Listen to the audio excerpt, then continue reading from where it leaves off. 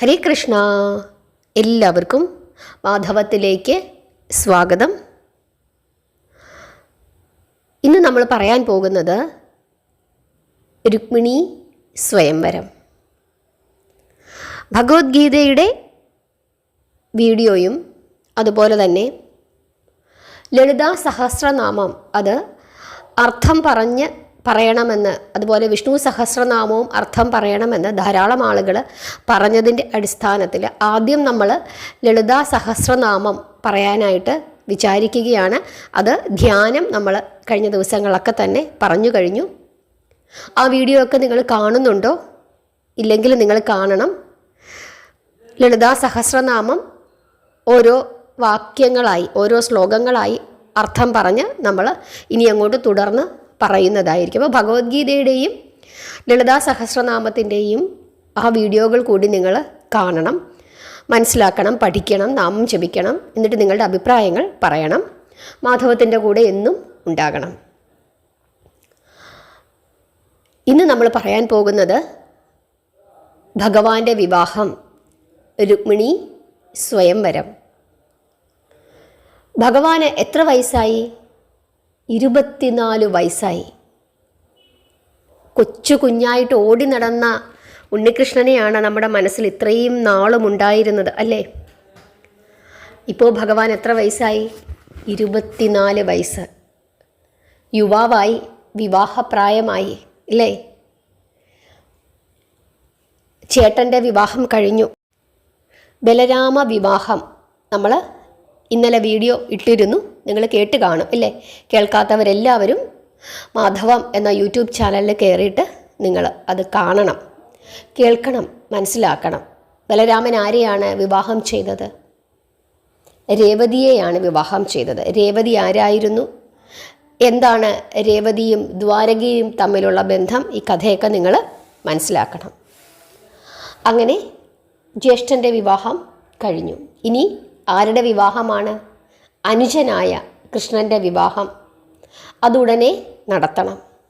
പക്ഷെ അവന് യോജിച്ച ഒരു പെൺകുട്ടി, അതാണ് പ്രശ്നം. എവിടെ ഇരിക്കുന്നു?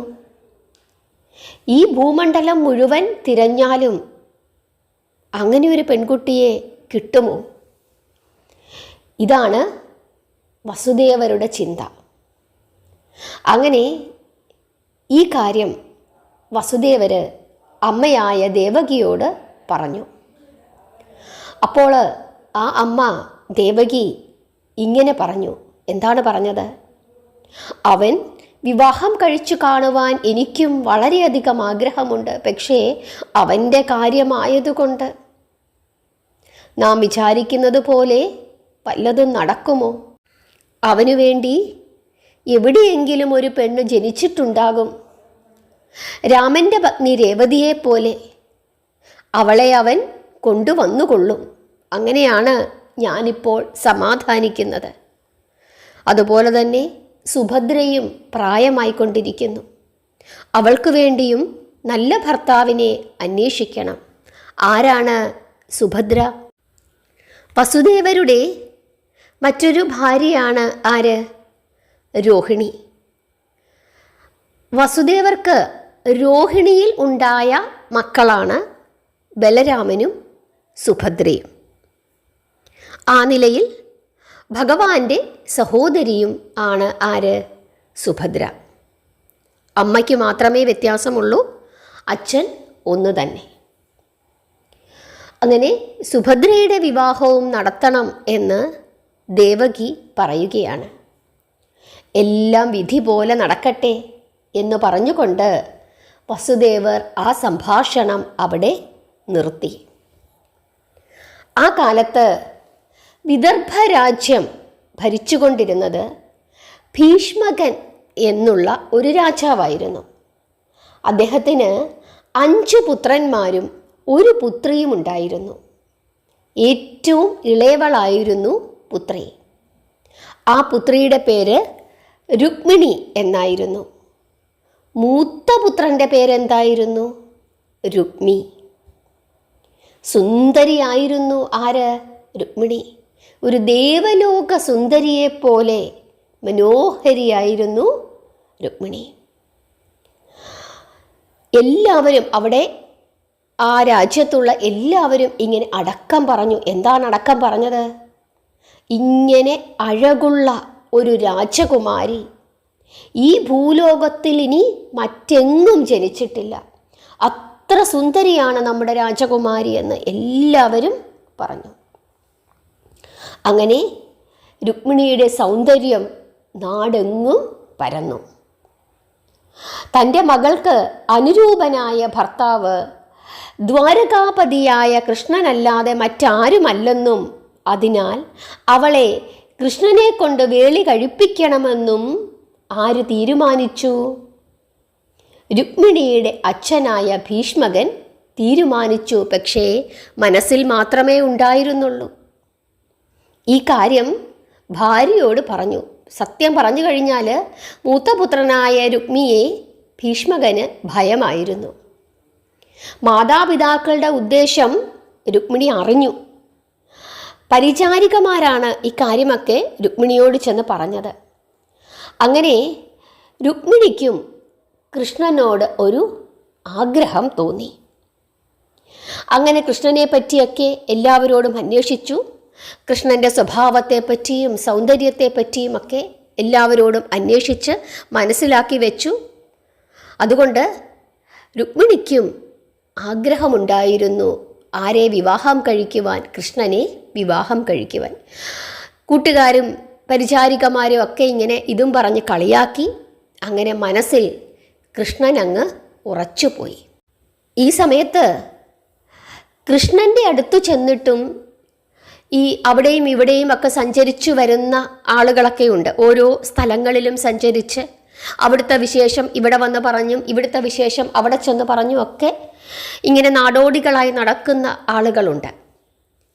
അങ്ങനെയുള്ള ആളുകൾ കൃഷ്ണൻ്റെ അടുത്ത് വന്നിട്ടും ഇങ്ങനെയൊരു രാജകുമാരിയുണ്ട്, രുക്മിണി വിദർഭ രാജകുമാരിയാണ്, ഭീഷ്മകൻ്റെ പുത്രിയാണ്, അതീവ സുന്ദരിയാണ് എന്നൊക്കെ പറഞ്ഞു കൊടുത്തിരുന്നു. അതുകൊണ്ട് തന്നെ കൃഷ്ണൻ്റെ മനസ്സിലും രാജകുമാരിയോട് ഒരു താല്പര്യം തോന്നിയിരുന്നു. അങ്ങനെ രണ്ടുപേരും പരസ്പരം പറയാതെ കാണാതെ അറിയാതെ സ്നേഹിച്ചുകൊണ്ടിരുന്നു എന്നാണ് ഇവിടെ അർത്ഥമാക്കുന്നത്.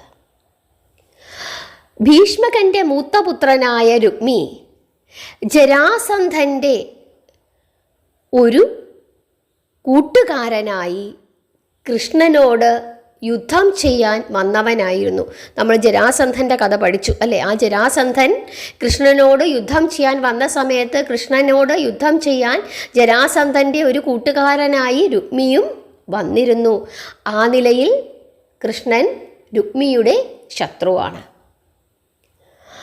ചേതി രാജാവായ ദമഘോഷൻ്റെ പുത്രൻ ശിശുപാലൻ, ഈ ശിശുപാലൻ രുക്മിയുടെ കൂട്ടുകാരനാണ്. അപ്പം രുക്മിയുടെ കൂട്ടുകാരൊക്കെയാണെന്ന് മനസ്സിലായല്ലോ. ജരാസന്ധനും ശിശുപാലനുമൊക്കെയാണ് കൂട്ട്.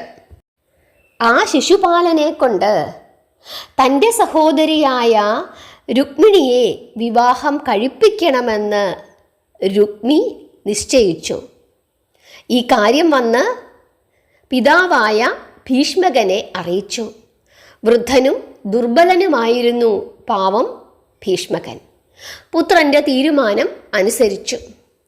അനുജന്മാരും ജ്യേഷ്ഠൻ്റെ അഭിപ്രായത്തിനോട് യോജിച്ചു.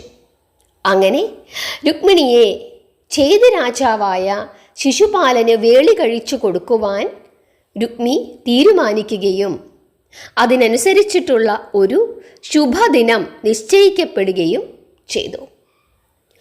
ബന്ധുക്കൾക്കും പ്രഭുക്കൾക്കും ഉന്നത സ്ഥാനത്തുള്ള ആളുകൾക്കും എല്ലാവർക്കും തന്നെ ക്ഷണപത്രിക അയച്ചു.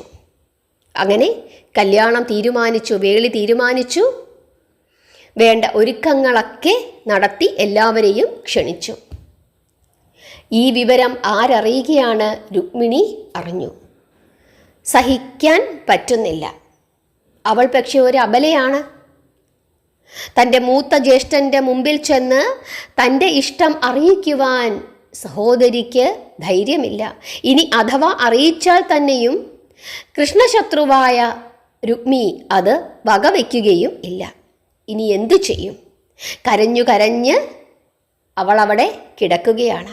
ഒടുവിൽ ഒരു തീരുമാനത്തിൽ എത്തിച്ചേർന്നു. ഒരു ബ്രാഹ്മണനെ, വളരെ വിശ്വസ്തനായ ഒരു ബ്രാഹ്മണനെ വിളിച്ചു വരുത്തി. എന്നിട്ട് രുക്മിണി വളരെ രഹസ്യമായി ഇങ്ങനെ പറഞ്ഞു: അല്ലയോ ബ്രാഹ്മണോത്തമ, എനിക്ക് വേണ്ടി ഒരു ചെറിയ സഹായം അങ്ങ് ചെയ്യണം. ഉടനെ അദ്ദേഹം പറഞ്ഞു: എന്തു സഹായം വേണമെങ്കിലും ഞാൻ രാജകുമാരിക്ക് വേണ്ടി ചെയ്യാം. ഈ കൊട്ടാരം കൊണ്ട് ജീവിക്കുന്നവരല്ലേ ഞങ്ങൾ എന്ന് ആ ബ്രാഹ്മണൻ പറയുകയാണ്. ബ്രാഹ്മണന്റെ വാക്കുകൾ കേട്ടപ്പോൾ രുക്മിണിക്ക് അല്പം ആശ്വാസമായി. എന്നിട്ട് ഇങ്ങനെ പറഞ്ഞു: ബ്രാഹ്മണ, ശ്രദ്ധിച്ചു കേൾക്കണം. ദ്വാരകാപതിയായ ശ്രീകൃഷ്ണനെ മനസ്സാ ആരാധിച്ച് പ്രേമിച്ച് ജീവിക്കുന്ന ഒരുവളാണ് ഞാൻ. ചെന്താമര കണ്ണനെയല്ലാതെ മറ്റാരെയും വേൾക്കുകയില്ല എന്ന് ഞാൻ ശപഥം ചെയ്തിട്ടുണ്ട്. അച്ഛനമ്മമാരും എൻ്റെ ഈ ആഗ്രഹത്തോട് യോജിക്കുന്നുണ്ട്. പക്ഷേ ഇപ്പോൾ എൻ്റെ മൂത്ത ജ്യേഷ്ഠനായ രുക്മിയാണ് എല്ലാം തീരുമാനിക്കുന്നത്. അദ്ദേഹം ചേതി രാജാവായ ശിശുപാലനെ കൊണ്ട് എന്നെ വേളി കഴിപ്പിക്കുവാൻ തീരുമാനിച്ച് ഉറപ്പിച്ചു കഴിഞ്ഞിരിക്കുന്നു. ജ്യേഷ്ഠൻ്റെ നിശ്ചയത്തെ മറികടക്കുവാൻ മാതാപിതാക്കൾക്ക് കഴിവില്ല. അവർക്ക് ജ്യേഷ്ഠനെ ഭയമാണ്. അതുകൊണ്ട് ബ്രാഹ്മണോത്തമ, അങ്ങ് ഈ നിമിഷം തന്നെ ദ്വാരകയിൽ എത്തി കൃഷ്ണനെ കണ്ട് ഈ പ്രശ്നങ്ങളെല്ലാം അറിയിക്കണം. എന്നിട്ട് അദ്ദേഹത്തെ ഇങ്ങോട്ട് കൂട്ടിക്കൊണ്ടുവരണം. അദ്ദേഹം വന്ന് എന്നെ രക്ഷിക്കുന്നില്ല എങ്കിൽ ഈ ദാസി അവളുടെ ജീവിതം ഭഗവാന് വേണ്ടി സമർപ്പിക്കും എന്ന് അങ്ങ് അദ്ദേഹത്തെ അറിയിക്കണം. ഇത് കേട്ടപ്പോൾ ആ ബ്രാഹ്മണൻ ഇങ്ങനെ പറഞ്ഞു: രാജകുമാരി, ഒട്ടും ഭയപ്പെടേണ്ട. ഞാൻ ഇപ്പോൾ തന്നെ പുറപ്പെട്ടു കഴിഞ്ഞു. ദേവിയുടെ സന്ദേശം ഞാൻ ഭഗവാനെ അറിയിക്കാം. സമാധാനത്തോടു കൂടിയിരിക്കൂ. കൃഷ്ണനെയും കൊണ്ട് ഞാൻ ഉടനെ തന്നെ ഇങ്ങോട്ട് വന്നുകൊള്ളാം. ഇങ്ങനെ പറഞ്ഞ് ആ ബ്രാഹ്മണൻ രുക്മിണിയെ ആശ്വസിപ്പിച്ചു. അങ്ങനെ രുക്മിണി ദേവിയുടെ സന്ദേശവും കൊണ്ട് ആ ബ്രാഹ്മണൻ ദ്വാരകയിലേക്ക് തിരിച്ചു. അവിടെ എത്തി കൃഷ്ണനെ കണ്ട് രുക്മിണിയുടെ വിഷമാവസ്ഥയും രുക്മിണി കൊടുത്തുവിട്ട സന്ദേശവും എല്ലാം തന്നെ കൃഷ്ണനെ അറിയിച്ചു. നേരത്തെ തന്നെ കൃഷ്ണന് രുക്മിണിയോട് ഒരു താല്പര്യമുണ്ടായിരുന്നു. അപ്പോഴാണ് സന്ദേശവുമായി ബ്രാഹ്മണൻ വന്നിരിക്കുന്നത്. എത്രയും പെട്ടെന്ന് അവിടെ എത്തണം എന്ന് കൃഷ്ണൻ നിശ്ചയിക്കുകയും ആയുധങ്ങളും എല്ലാം എടുത്തുകൊണ്ട് അന്ന് രാത്രി തന്നെ വിദർഭയിലേക്ക് ഈ ബ്രാഹ്മണനും ഒരുമിച്ച് പുറപ്പെട്ടു. കൃപാനിധേ, അവിടുന്ന് എന്നെ രക്ഷിക്കണം എന്ന് രുക്മിണി പറഞ്ഞതായി ബ്രാഹ്മണൻ 3-4 തവണ ഭഗവാനോട് പറഞ്ഞു. ആവർത്തിച്ചാവർത്തിച്ച് ഈ ബ്രാഹ്മണൻ പറയുകയാണ്. രുക്മിണി ദേവി ഇങ്ങനെ പറഞ്ഞു എന്ന് പറയുകയാണ്. അങ്ങനെ ഇതെല്ലാം കേട്ട് കൃഷ്ണൻ രുക്മിണിയെ രക്ഷിക്കണം എന്ന് ഉറപ്പിച്ചുകൊണ്ട് വിദർഭയിൽ എത്തിച്ചേർന്നു. ഭീഷ്മക രാജാവിൻ്റെ ആതിഥ്യം സ്വീകരിച്ചു. കൃഷ്ണൻ അന്ന് രാത്രി അവിടെ വിദർഭയിൽ രാജാവിൻ്റെ അതിഥി മന്ദിരത്തിൽ കഴിച്ചുകൂട്ടി. അനുജൻ തനിച്ച് വിദർഭയിലേക്ക് പോയിരിക്കുന്നു എന്ന് ആര് മനസ്സിലാക്കുന്നു?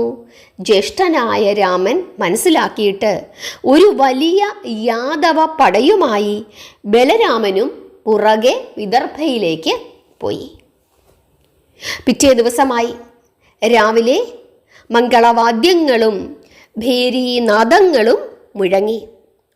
നഗരം മുഴുവനും വർണ്ണോജ്വലങ്ങളായ കൊടിക്കൂറകളാലും തോരണങ്ങളാലും അലങ്കരിച്ചിരുന്നു. വിവാഹ പന്തലുകളും ഉപഗ്രഹശാലകളും ക്ഷണിക്കപ്പെട്ട ജനാവലികളാൽ നിബിഡമായി. പന്തലിൽ വിവാഹ മണ്ഡപത്തിനടുത്തുള്ള മുൻനിരകളിൽ രാജാക്കന്മാർ നിരന്നു കഴിഞ്ഞു. അപ്പോൾ രുക്മിണീദേവി മനോഹരങ്ങളായ വസ്ത്രങ്ങൾ എല്ലാം അണിഞ്ഞ് വിലയേറിയ രത്നാഭരണങ്ങളും ധരിച്ച് സൗരഭ്യം പടർത്തുന്ന പൂക്കൾ തലയിൽ ചൂടി സഖിമാരോടൊത്ത് മുമ്പിൽ പട്ടാളക്കാരുടെ അകമ്പടിയോടുകൂടി രുക്മിണീദേവി പാർവതീദേവിയെ പ്രാർത്ഥിക്കുന്നതിനായി ക്ഷേത്രത്തിലേക്ക് പുറപ്പെട്ടു. ഹരേ കൃഷ്ണ, നിങ്ങൾക്ക് ഈ രൂപം, ഈ ഭാഗങ്ങളൊക്കെ മനസ്സിൽ കാണാൻ സാധിക്കുന്നുണ്ടോ? സാധിക്കണം. അതിനുശേഷം ദേവി അകത്തു കയറി അംബികയെ പൂജിച്ച് അർച്ചനകൾ നടത്തി കൃഷ്ണൻ തൻ്റെ ഭർത്താവായി തീരുവാൻ അനുഗ്രഹിക്കണമേ എന്ന് വീണ്ടും വീണ്ടും പ്രാർത്ഥിച്ചു. അതിനുശേഷം പുറത്തു കടന്നപ്പോൾ ബ്രാഹ്മണൻ അവിടെ നിൽക്കുന്നത് കണ്ട് അവൾ അടുത്തു ചെന്ന് പതുക്കെ ചോദിച്ചു, അല്ലയോ ബ്രാഹ്മണ, കമലനയനൻ എന്നെ ഉപേക്ഷിച്ചു അല്ലേ? എന്നെ രക്ഷിക്കുവാൻ അദ്ദേഹം വരില്ല അല്ലേ എന്ന് രുക്മിണീദേവി ഈ ബ്രാഹ്മണനോട് ചോദിക്കുകയാണ്. അപ്പോൾ ബ്രാഹ്മണൻ പുഞ്ചിരിച്ചുകൊണ്ട് ഇങ്ങനെ പറഞ്ഞു, അദ്ദേഹം എപ്പോഴേ വന്നു കഴിഞ്ഞിരിക്കുന്നു. ഇന്നലെ രാത്രി തന്നെ അദ്ദേഹം ഇവിടെ എത്തിയിട്ടുണ്ട്. ദേവി ഭയപ്പെടേണ്ട.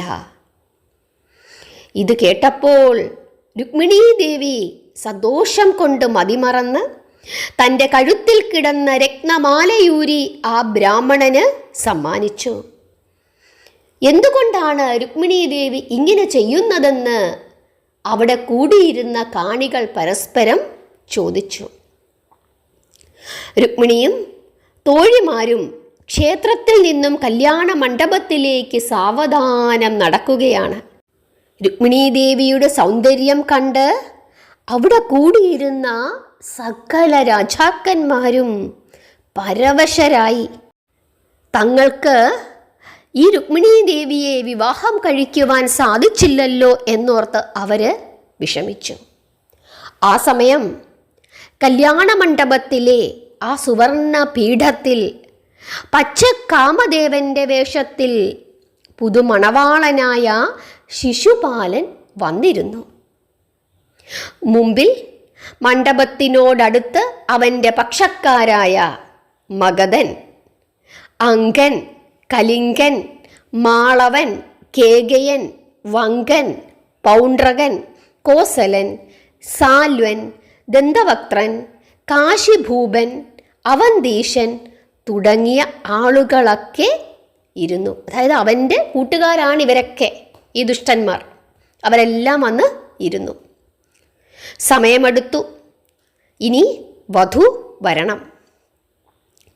പാർവതി ക്ഷേത്രത്തിൽ നിന്നും 1000 പൊൻതാലങ്ങളേന്തിയ സഖിമാരുടെ അകമ്പടിയോടും മേളവാദ്യഘോഷങ്ങളോടും വെടി പടഹാദികളോടും മംഗളധ്വനികളോടും കൂടി മന്ദം മന്ദം വരുന്ന വധുവിനെ കാണുവാൻ ആളുകൾ പാതയുടെ ഇരുവശങ്ങളിലും തിങ്ങിക്കൂടി.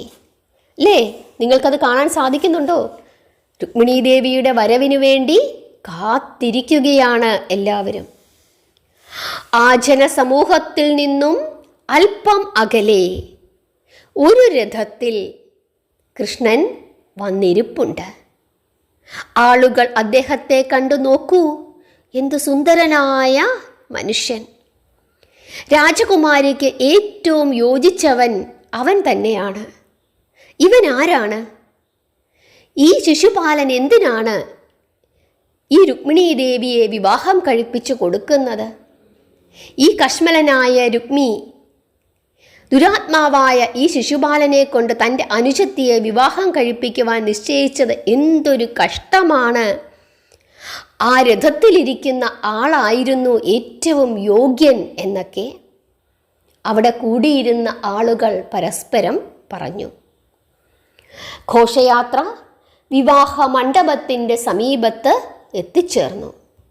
ആ സമയം രഥാരൂഢനായി രമാപതി വൈദർഭിയുടെ അടുത്തു വന്ന്, രുക്മിണി, ഇതാ നിന്റെ കൃഷ്ണൻ വന്നിരിക്കുന്നു, വരൂ നമുക്ക് പോകാം എന്ന് പറഞ്ഞ് ആ സുന്ദരിയെ എടുത്ത് രഥത്തിലേക്ക് കയറ്റി. എന്നിട്ട് ഈ രഥം പുറകോട്ട് പായിച്ചു. അതോടുകൂടി അവിടെ സർവത്ര ബഹളമായി. അതാ നമ്മുടെ രാജകുമാരിയെ കട്ടോണ്ട് പോകുന്നു എന്ന് എല്ലാവരും വിളിച്ചു പറഞ്ഞു. പെണ്ണിനെ കട്ട കള്ളനെ പിടിക്കണം.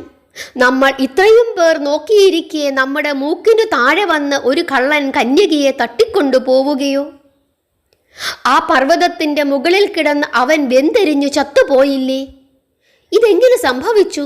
ഞാൻ തീയിട്ടതാണല്ലോ ആ പർവ്വതത്തിൽ. അപ്പോൾ ഇവർ ചത്തില്ലേ? എന്തൊരു കഷ്ടമാണിത്! എന്തായാലും അവനെ ഇങ്ങനെ നിഗളിക്കുവാൻ വിടരുത്. ഇങ്ങനെ ആര് പറയുകയാണ്?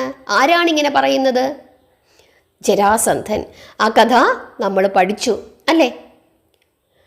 അവനെ പിടിക്കണം എന്ന് ജരാസന്ധൻ അലറി. ഇങ്ങനെ അലറി പറഞ്ഞുകൊണ്ട് മഗധനായ ജരാസന്ധൻ മറ്റു രാജാക്കന്മാരോടും സൈന്യങ്ങളോടും കൂടി മാധവരഥത്തെ പിന്തുടർന്നു. വിവാഹവേദിയിൽ നിന്നും വാശിയോടും വൈരാഗ്യത്തോടും കൂടി ശിശുപാലനും ഓടി വന്നു. കൃഷ്ണൻ ഒറ്റയ്ക്ക് അവരോടെല്ലാവരോടും എതിർത്തു. രഥത്തിനുള്ളിൽ പേടിച്ചു വിറച്ചിരിക്കുകയാണ് ആര്? രുക്മിണി. രുക്മിണിയെ ഇടയ്ക്കിടയ്ക്ക് കൃഷ്ണൻ സമാധാനപ്പെടുത്തുന്നു ഉണ്ട്. രുക്മിണി ദേവി, അവിടുന്ന് ഭയപ്പെടേണ്ട, ഇവരോടെല്ലാം എതിർക്കുവാൻ ഞാൻ മാത്രം മതി. ഇങ്ങനെ കൃഷ്ണൻ ഇടയ്ക്കിടയ്ക്ക് രുക്മിണി ദേവിയോട് പറയുന്നുമുണ്ട്. നമ്മൾ പറയത്തില്ലേ, ഞാനുണ്ട്, ഇതൊക്കെ എനിക്ക് നിസ്സാരം എന്ന് ഭഗവാൻ രുക്മിണി ദേവിയോട് പറയുന്നു.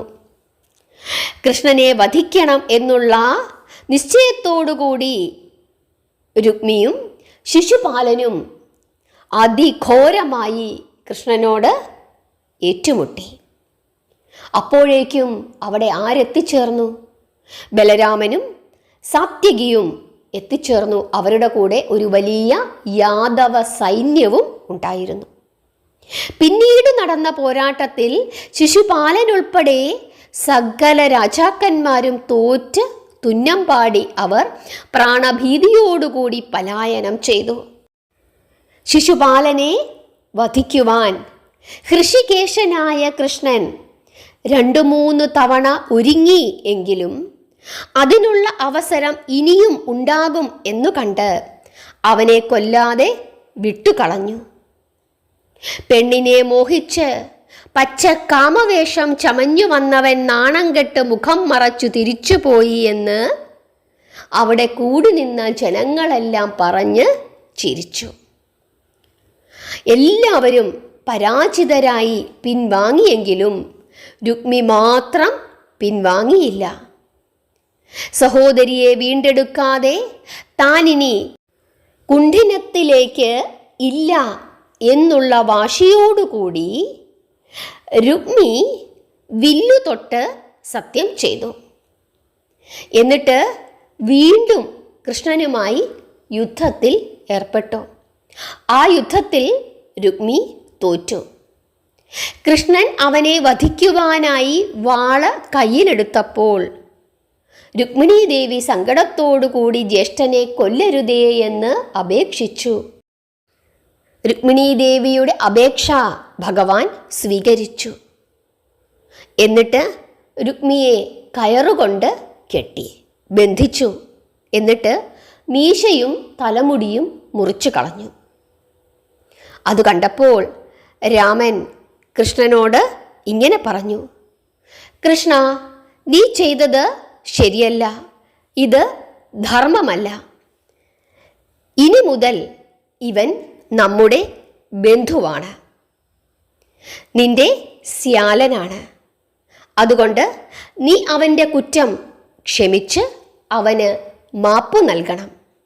അല്ലെങ്കിൽ അത് രുക്മിണിക്ക് മനോവേദന ഉണ്ടാക്കും. ഇങ്ങനെ പറഞ്ഞ് ജ്യേഷ്ഠനായ ബലരാമൻ ശ്രീകൃഷ്ണനെ അനുജനായ തൻ്റെ കൃഷ്ണനെ ഉപദേശിച്ചു. ബന്ധുവാണ്, ക്ഷമിക്കണം, നീ ചെയ്തത് ശരിയല്ല എന്ന് പറഞ്ഞു. അപ്പോൾ മാധവൻ ജ്യേഷ്ഠൻ്റെ ഇഷ്ടം പോലെ ചെയ്തു കൊള്ളൂ എന്ന് പറഞ്ഞു. എന്നിട്ട് രുക്മിയെ കയറഴിച്ച് വിട്ടു. അതിനുശേഷം രുക്മിണി സമേതനായി രാമകൃഷ്ണന്മാർ ദ്വാരകയിൽ എത്തിച്ചേർന്നു. മാതാപിതാക്കളെ കണ്ട് അനുഗ്രഹം മേടിച്ചു. ദേവകി സന്തോഷത്തോടുകൂടി പുത്രപത്നിയെ തൻ്റെ ശരീരത്തിനോട് ചേർത്ത് ആലിംഗനം ചെയ്തു. പിന്നീട് ഉഗ്രസേനൻ്റെ ചുമതലയിൽ ഒരു നല്ല ശുഭമുഹൂർത്തത്തിൽ വിശ്വനാഥൻ്റെ വിവാഹം വിധിപൂർവം അത്യാഡംബരപൂർവം ദ്വാരകയിൽ വെച്ച് ആഘോഷിക്കപ്പെട്ടു. ആ അവസരത്തിൽ സമസ്ത ദേവതകളും പുഷ്പവൃഷ്ടി ചെയ്ത് തങ്ങളുടെ സന്തോഷം പ്രകടിപ്പിച്ചു. ആ വിവാഹ മഹോത്സവത്തിൽ രുക്മിണിയുടെ മാതാപിതാക്കളും സഹോദരന്മാരും ബന്ധുജനങ്ങളും എത്തിച്ചേർന്നിരുന്നു. എന്നാൽ രുക്മി മാത്രം വന്നില്ല.